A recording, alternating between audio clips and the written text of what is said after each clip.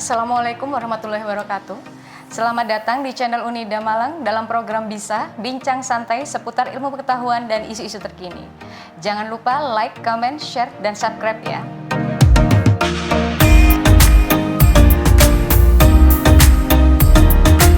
Dalam bincang santai kali ini, kita akan membahas mengenai keren ya, menjadi petani muda atau menjadi agripreneur. Bersama kami saat ini telah hadir seorang narasumber yang berkompeten di bidangnya. Beliau adalah Mas Agus Musa, Sarjana Pertanian. Beliau adalah salah satu alumni dari Universitas Wisnuwardana Malang di Fakultas Pertanian, yang kebetulan saat ini beliau adalah seorang agripreneur sukses.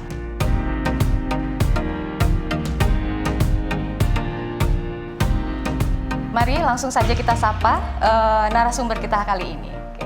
Selamat siang, Mas Agus Musa. Ya, baik Ibu. Apa kabar? Alhamdulillah baik. Lama ya nggak ketemu ini. Iya. Kebetulan ini adalah salah satu mahasiswa saya. Tapi sayangnya waktu itu sudah mau selesai ya, saya ketika jadi dosen. Iya, tinggal 1 tahun. Oh iya, saya dengar ini sekarang udah jadi seorang agripreneur. Wah, keren sekali nih. Gimana ini, komoditasnya apa, Mas? Komoditas yang sekarang kita tanam itu tomat sama cabai, Ibu. Cabai keriting ya tadi. Oh, cabai keriting itu Iya. yang ini ya, yang besar tapi keriting itu? Kecil. Oh, yang kecil. yang lebih panjang lagi tapi agak keriting-keriting kayak itu. Ini cuaca seperti ini memang khusus untuk tomat dan cabai atau bagaimana, Mas? Ini kebetulan Malang hujan terus ya? Iya. Ya, sebenarnya ini kita menghadapi cuaca ekstrim. Oh gitu ya? Iya. Iya, karena sudah Harapan- pancaroba terus Iya, ya? harapannya sih musim ini hujan sudah mulai reda, biar perawatannya nggak terlalu intensif. Ternyata alhamdulillah masih dikasih curah hujan yang sangat tinggi nih. Jadi sehingga perawatannya ya butuh sangat intensif sekali. Ya, di sinilah ya, mental seorang agripreneur itu berarti benar-benar ditantang. ditantangnya Justru di sini ditantangnya. Karena cuaca ini tadi. Iya. Baik, apa sih yang membuat Mas Agus Musa ini tertarik menjadi seorang agripreneur? Kebetulan juga kan lulusan dari Fakultas Pertanian. Iya. Biasanya ini ya Mas ya, kalau kita ngomongin anak-anak muda sekarang, mahasiswa sekarang, ketika lulus dari pertanian pun mereka jarang yang turun ke lahan, pasti bekerja di bidang lain. Nah, kebetulan Mas Musa ini salah satu yang istimewa ya, ibaratnya lulus dari pertanian dan kemudian fokus menjadi seorang agripreneur. Apa yang membuat Mas Musa tertarik? Saya melihat teman-teman itu gini Bu, mencari peluang pekerjaan itu teman-teman saling berlomba-lomba. Nah, sedangkan mereka itu dekat dengan sumber daya alam yang sangat melimpah. Secara garis besar, kita itu di wilayah agraris ya. Nah, jadi peluang pertanian itu sangat besar. Nah, jadi saya berpikir seperti ini. Kenapa kita nggak memanfaatkan SDA yang ada itu kenapa nggak kita manfaatkan secara maksimal? Ketika kita bisa memanfaatkan SDA itu secara maksimal, insya Allah secara otomatis kan kita nanti bisa menciptakan lapangan pekerjaan. Gitu. Plus ditunjang dengan lulusan pertanian, artinya dia mumpuni atau punya keilmuan di bidang situ ya harusnya. Jadi nanti ke arahnya nanti kita berusaha tani yang pada umumnya petani-petani kita itu kan secara tradisional ya. Otodidak ya biasanya. Otodidak. Jadi ketika kita memiliki ilmunya, nanti kita bisa berusaha tani itu secara efektif dan efisien. Iya benar. Karena ilmu pertanian itu akhirnya membuat jadi lebih efektif dan efisien itu tadi. Oke, benar. Kemudian ya itu tadi kan ininya ya yang membuat tertarik. Kita sudah tahu sendiri seperti Mas dari awal tadi ya, di awal Mas Musa mengatakan bahwa ini adanya cuaca ekstrim dan lain-lain ini membuat juga jadi tantangan. Nah, kalau boleh saya tahu halangan apa dan tantangan apa selama ini yang Mas Musa hadapi ketika terjun menjadi seorang agripreneur? Selain alam ekstrim apalagi gitu, Mas? Dari ini teknik budidaya ya. Ya. Karena cuaca ekstrim seperti ini itu Bu, virus. Jadi kekebalan tanaman terhadap virus ini menurun. Contohnya salah satunya adalah Gemini virus, itu mudah menyerang. Kalau tidak gitu jamur biasanya juga. Itu khusus pada tomat dan cabai saja atau semua tanaman, Mas? Kalau untuk virus itu yang kebetulan kalau tahun ini tomat sama cabai ya, itu dua-duanya sudah kena. Oh, ya, gitu rentang terhadap virus yang namanya Gemini itu, Gemini virus. Kalau untuk yang cabai yang sudah berbuah itu rentang terhadap jamur, antraknosa. Efeknya apa Mas terhadap hasil panen itu? Kalau untuk virus nanti produktivitasnya turun. Oh gitu, apa Iya. cepat membusuk atau kemudian menjadi ukurannya lebih ini atau bagaimana itu, Mas? Fase pembungaannya. Jadi Oh, bunganya sedikit dan pertumbuhan vegetatifnya terhambat.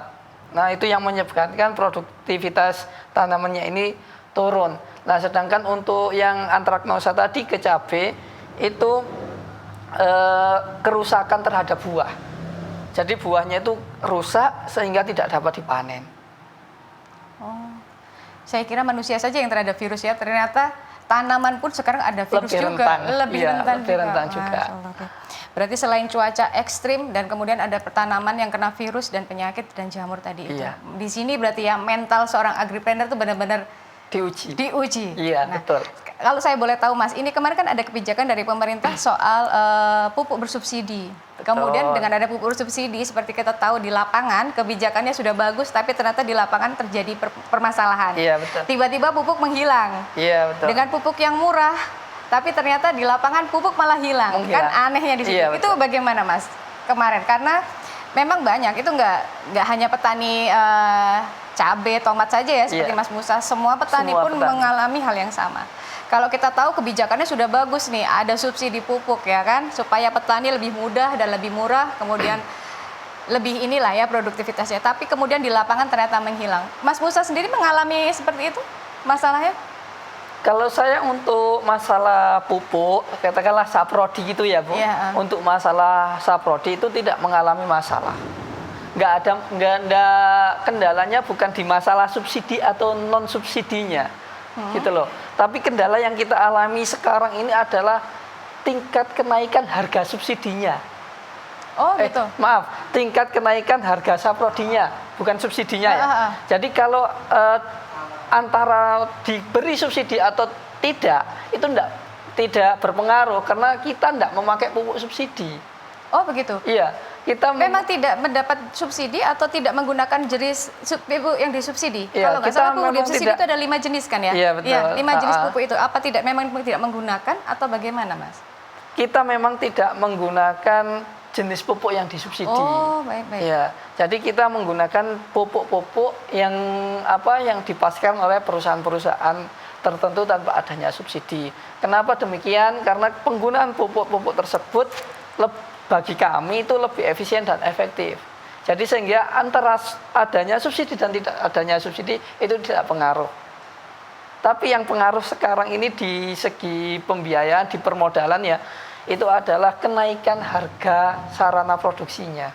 Pestisida, pupuknya, dan lain itu kenaikannya rata-rata sudah mencapai 10 sampai 15%. Kenaikan itu dari pemerintah atau dari hasil dari kebijakan itu atau memang itu di lapangan bawah? Di grassroots memang terjadi kenaikan liar semacam itu ya. Kadang-kadang kan memang Iya, gitu iya. ya. Kenaikan harga pupuk, harga pestisida dan lain-lain. Sebenarnya di tingkat atas itu tidak ada untuk kenaikan itu, tapi kan sering terjadi harga itu naik ada di tingkat grassroots. Apa memang itu ya Mas ya? Setelah saya sharing-sharing untuk masalah itu, sepertinya itu naik itu disebabkan juga dari atas, sudah dari manajemen pemasok saprodi itu sendiri. Bahkan kemarin sempat beberapa produk itu juga telat. Nah, setelah saya tanya sharing-sharing sama teman-teman yang di bidang saprodi itu, ternyata ada yang bilang bahan bakunya telat, ada yang bilang bahwasannya pajak impornya yang dinaikkan, kayak gitulah. Ada yang kan nggak semua, misalkan kayak pupuk NPK gitu kan ya, kata mereka sih berdasarkan teman-teman itu bahwa ada beberapa unsur itu yang bahan bakunya naik kayak gitu. Jadi itu yang mungkin ya mempengaruhi terjadinya kenaikan harga terjadinya kenaikan harga di tingkat petani. Ini ya mungkin menurut saya yang membedakan antara seorang petani yang terdidik ya ibaratnya dengan petani yang otodidak. Mungkin kayak seperti Mas Musa ketika ada permasalahan yang terjadi di lapangan bisa melakukan ini tadi ya, melakukan semacam investigasi, kemudian mencari cara, solusi, kemudian mencari bagaimana sistem penggantiannya. Itu yang membedakan mungkin Mas ya. Nah, ketika ada kenaikan seperti itu, mau tidak mau kita harus mencari substitusinya. Iya, kan benar. seperti itu. Benar. Nah, kebetulan saya dalam beberapa bulan terakhir ini, katakanlah 1 tahun terakhir ini, kita sudah mencoba mengkolaborasi lah. Gimana caranya kembali ke organik. Kalau murni ke organik, sepertinya kita belum bisa. Ya, akhirnya karena unsurnya belum memenuhi ya. Iya, ya, karena benar. unsurnya belum memenuhi. Akhirnya kita itu mencari yang gimana sih tanaman itu bisa startup di awal gitu loh. Kita bisa startup dengan permodalan, apalagi terjadi kemarin itu ya harga komoditi pertanian itu kan juga sempat anjlok karena pengaruh dari COVID ini kan. Sempat anjlok, jadi banyak petani-petani itu untuk permodalannya juga masih kolaps. Jadi modal meningkat, hasilnya turun karena harga jualnya juga turun. Kita mencari substitusi bahwasannya gini, beberapa petani kita sharing, kita ngobrol, kita harus memperbaiki tanah kita. Itu permasalahannya. Les susbendari itu yang penting. Betul. Benar, memang harus ada les susbendari tadi itu. Betul, iya. Diperbaiki dulu dari sisi itu, nutrisinya dicukupi dulu untuk menekan penggunaan pestisidanya nanti. Kan gini, samalah tanaman itu sama dengan manusia. Ketika kondisinya sehat, baik, bagus dan lain sebagainya, insya Allah nanti penggunaan obat, iya kan? Iya, benar. Di tingkat petani kan biasanya dikenal dengan penggunaan obat. Penggunaan pestisida itu nanti akan jelas otomatis berkurang.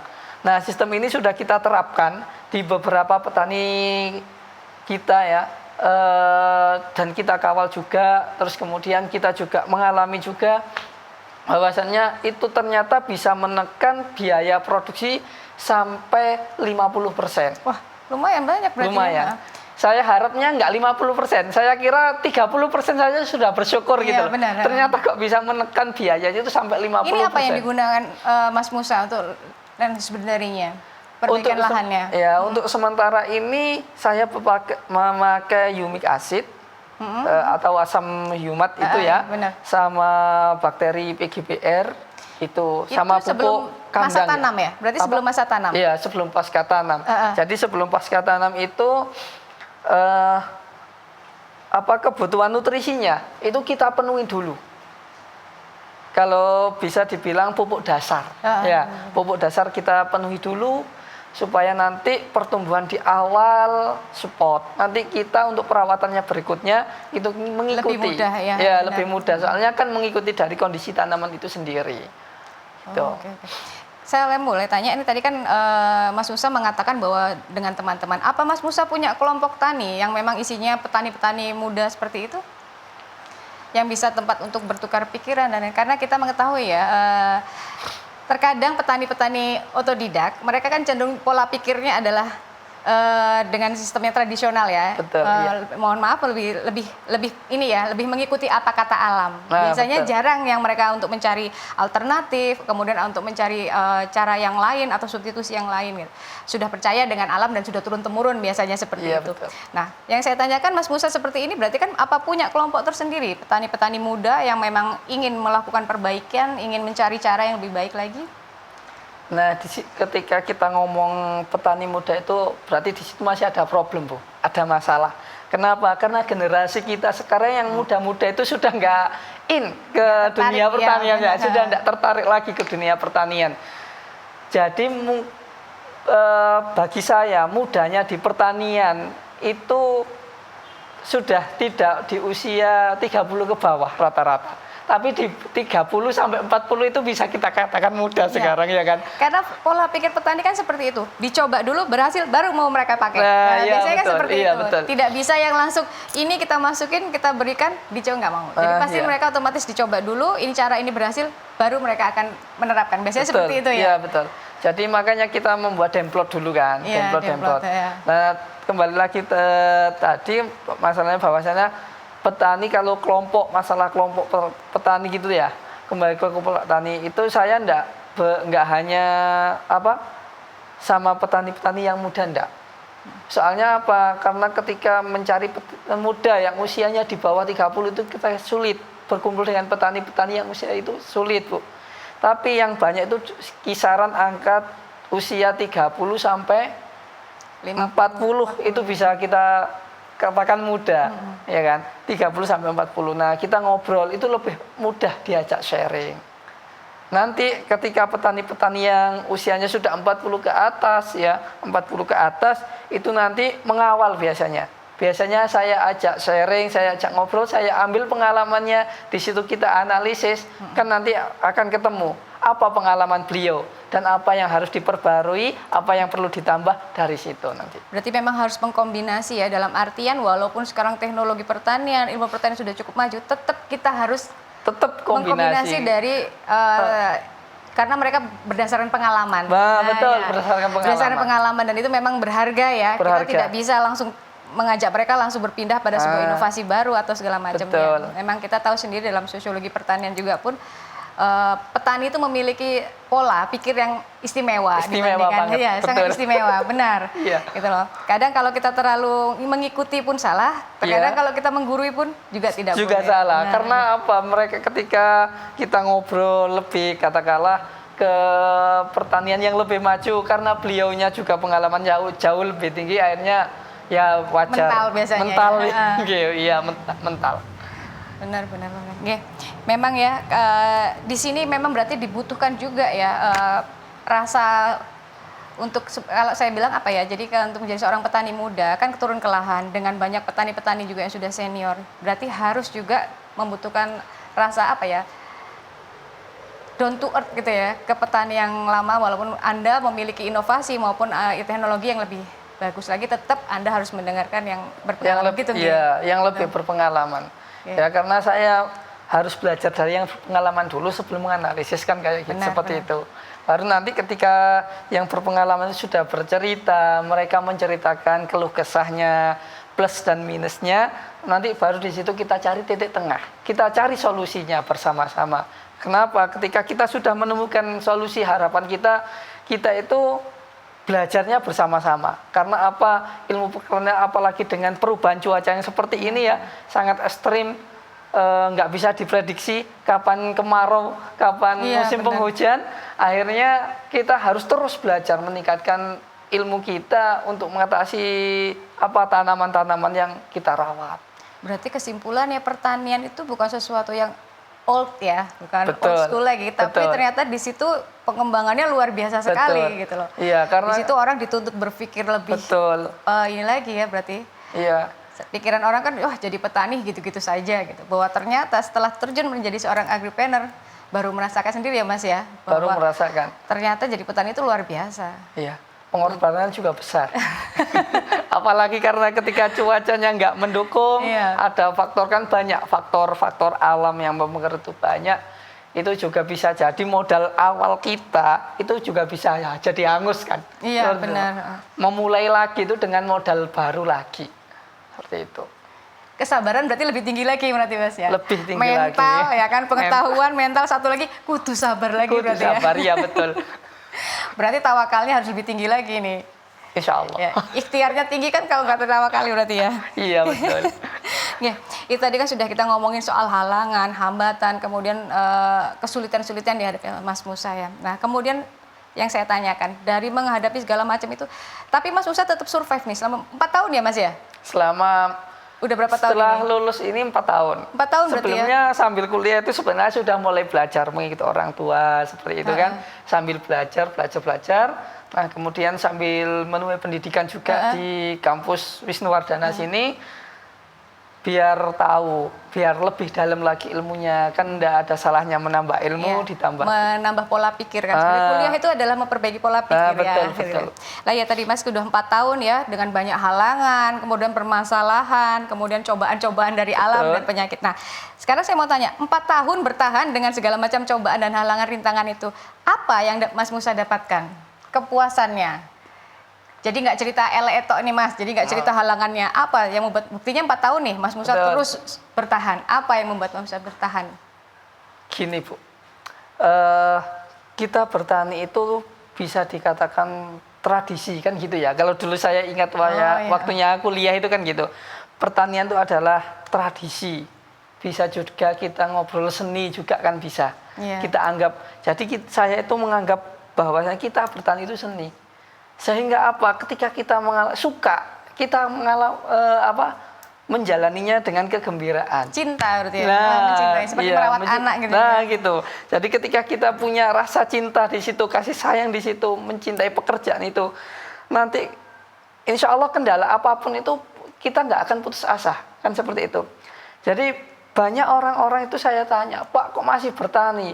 Iya Mas, karena mau apa lagi? Kita sudah terjun di sini, kita suka dengan ini. Dan seru Bu bertani itu. Iya benar. Iya, benar. sangat-sangat seru sekali. Kita nggak cuma berangkat pagi, pulang sore, berangkat, enggak. Tapi di situ berangkat pagi kita berpikir, tanaman ini harus diapakan, sekarang waktunya ngapain. Ternyata malam cuacanya nggak bagus, besok berpikir lagi kayak gitu. Jadi Belum sangat nanti pas menantang. panen harga jualnya Nah, rontok kan. pas panen harga jualnya drop kan gitu ya. Nah, di situ yang membuat saya bisa kan nggak selamanya kita itu terkendala cuaca seperti ini, terus kemudian tanaman itu rusak, enggak. Karena itu nanti tergantung seintensif apa kita merawat tanaman itu. Justru terkadang cuaca yang nggak bagus itu membawa keberuntungan tersendiri. Oh, misalnya apa Mas? Kalau dengan musim hujan ini apa keberuntungan yang dapat? Gini, Misalnya? misalkan karena curah hujannya terlalu tinggi, kan banyak kompetitor petani-petani lain gitu kan. Iya. Nah itu perawatannya kan biasanya ngedon. Oh, Iya. iya. Perawatannya ngedon, kalau tanaman kita ini lebih survive lagi, lebih bertahan, nanti kemungkinan kan daya jualnya jauh lebih tinggi seperti Jadi itu. tidak banjir panen seperti itu ya. Nah. Ya. Atau mungkin kalau boleh saya katakan juga ya, itu tergantung niat ya Mas ya berarti ya. Kalau di awal sudah niat kayak kita merawat niat bukan untuk mencari keuntungan, akhirnya jatuhnya itu jadi hobi. Iya, jadi bisa ikhlas dikatakan dan hobi, ya, nyaman. ikhlas gitu. nyaman gitu. Biasanya banyak petani-petani muda, mungkin kita juga tahu ya. Dulu kan sempat ya awal-awal pandemi kan ngetren sekali nih ya. Wah, kita kembali menjadi petani karena pandemi, kondisi pandemi waktu itu kan sempat down semua bidang. Iya. Menjadi kemudian aquaponik lah, mulai membangun ini lagi lah, petani-petani kembali lagi. Banyak akhirnya cuma 1 kali panen, 2 kali panen rontok. Rontok. Karena apa? Mungkin itu tadi ya Mas ya. Jadi awal berangkatnya untuk mencari keuntungan. Betul, menjadi alternatif pekerjaan gitu. Nah, kalau kita enggak, kalau kita jangan gunakan alternatif pekerjaan, tapi jadikan pekerjaan pokok. Gitu ya. Iya, jadi saya pernah ngobrol dengan beberapa orang yang Lebih fokus gitu jadi. Iya, betul. Saya pernah ngobrol dengan beberapa orang yang dulu mungkin jadi kantoris, kemudian jadi buruh di pabrik, jadi pekerja di pabrik kayak gitu ya. Ujung-ujungnya mereka bilang, Mas, saya lebih nyaman jadi petani.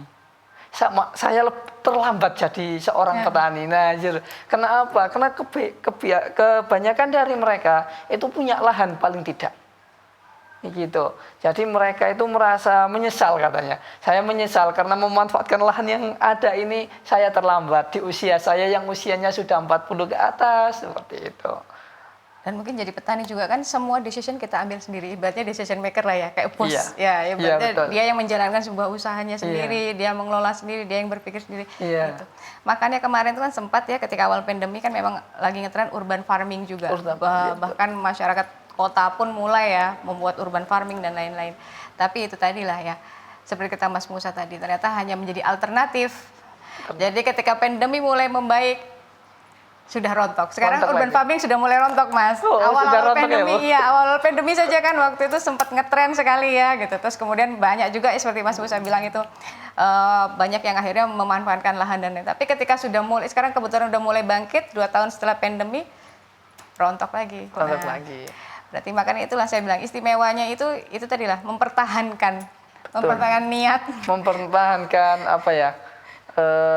tradisi ya gitu. Apa ini Mas, dari orang tua turun-temurun memang petani? Iya, memang dari orang tua sudah turun-temurun jadi petani. Nah mungkin itu juga ya, jadi mungkin karena dari kecil memahamkan juga bahwa saya dibesarkan dari hasil bumi orang tua saya, itu akhirnya memupuk cinta gitu ya jadinya. Iya, ya memang ya itu dari keluarga sudah bertani, kemudian sudah dipupuk karakter seorang petani, kemudian kebetulan saya kuliah juga pertanian gitu ya, akhirnya sangat tertarik lagi, apalagi ingin mengembangkan lagi lah Berarti kesimpulannya support sistemnya juga ya, berarti menjadi agripreneur itu selain secara personal individu, berarti support sistemnya juga harus. Betul, support system dari lingkungan juga sangat pengaruh. Betul.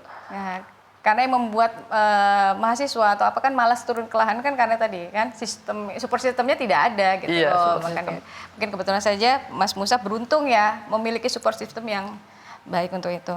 Oke, setelah itu, nah ini pertanyaan terakhir Mas. Nah, harapan apa sih dari Mas Musa secara pribadi mengenai pertanian di Indonesia umumnya dan khususnya mengenai agripreneur muda, petani-petani muda? Saya berharap bahwasannya itu gini, petani-petani yang sudah berjalan sekarang itu saya berharap bisa menekan biaya produksi itu tadi Bu. Nanti apa ketika saya yakin petani-petani kita itu bukan petani yang ecek-ecek, ya, bukan petani yang ecek-ecek. Mereka sudah sangat kebal sekali ya bahasanya gitu ya. Secara mental sudah terlatih. Secara mental sudah terlatih petani-petani kita. Nah, saya berharap petani-petani kita itu bisa mengadopsi teknologi pertanian yang terbaru. Kenapa? Ketika kita bisa mengadopsi teknologi pertanian, kita mau belajar lagi dengan teknologi pertanian yang baru, kita itu bisa menekan biaya produksi. Nah, ketika kita bisa menekan produksi, berarti otomatis ya kita harap pendapatan kita itu meningkat. Jangan bertani seperti yang konvensional yang sudah lama. Secara perlahan marilah kita beralih ke pertanian yang lebih modern lagi. Terus yang keduanya itu mari kita itu perbaiki sistem lingkungan kita, tanah kita, supaya apa? Supaya tanah kita itu enggak endemi. Bisa digunakan untuk anak cucu ke depannya. Bisa dimanfaatkan untuk anak cucu kita jaga, kita rawat tanah kita. Karena apa? Ketika di dalam tanah itu unsur haranya tercukupi, nutrisinya tercukupi, mikroorganismenya tercukupi, insya Allah nanti tanaman itu akan sehat, ya kan? Akan support. Nah, ketika tanaman itu sehat, support, nanti biaya pestisida kita akan turun dan secara tidak langsung dari situ kita itu menjaga lingkungan. Nah, kenapa banyak petani-petani sekarang ngobrol kayak gini? Misalkan ya petani cabai dulu luasan saya lahannya cuma sekian, dapatnya sekian ton, ya kan? Dulu lahan apel saya sekian, pohonnya jumlah populasi pohonnya sekian ratus, itu per pohonnya dapat sekian ton, sekian kintal kan gitu. Sekarang kenapa hasilnya turun? Ya karena di situ. Ya, perbaikan lahan. Kita harus perbaikan lahan. Kenapa? Saya jamin, insya Allah nanti kita sudah mulai jalan kok dengan beberapa petani. Bahwasannya sudah kita perbaiki lahan itu, alhamdulillah ternyata hasilnya jauh lebih bagus dan produktivitasnya meningkat. Dimulai dari sekarang ya, berarti lahan harus kita mulai jaga dari sekarang. Kurangi penggunaan bahan kimia, kemudian lahan itu lebih dimanfaatkan sebaik mungkin, tidak untuk yang aneh-aneh ya maksudnya. Jadi itu yang menjaga lahan itu. Ya, demikian tadi Mas Musa, terima kasih banyak. Demikian bincang santai kita kali ini. Semoga apa yang diberikan oleh Mas Musa di siang ini bisa membawa manfaat dan juga menjadi inspirasi buat teman-teman mahasiswa yang akan lulus atau kemudian sudah teman-teman dari mahasiswa pertanian yang akan lulus maupun alumninya untuk mengikuti, siapa tahu tertarik mengikuti jejak Mas Musa ini ya. Saya tunggu kabarnya. Ya, memang harus ada. Karena gini, pertanian memang harus selalu ada regenerasi. Betul. Itu harus. Karena insya Allah kalau ada regenerasi, pertanian kita akan terus berjalan dengan baik. Betul. Demikian tadi hari ini saya tutup. Jangan lupa like, comment, share, dan subscribe. Terima kasih Mas Musa untuk informasi hari ini. Insya Allah ketemu di lain waktu dengan tema. Saya doakan semoga lancar. Amin. Jaya terus pertanian kita. Terima kasih. Assalamualaikum warahmatullahi wabarakatuh.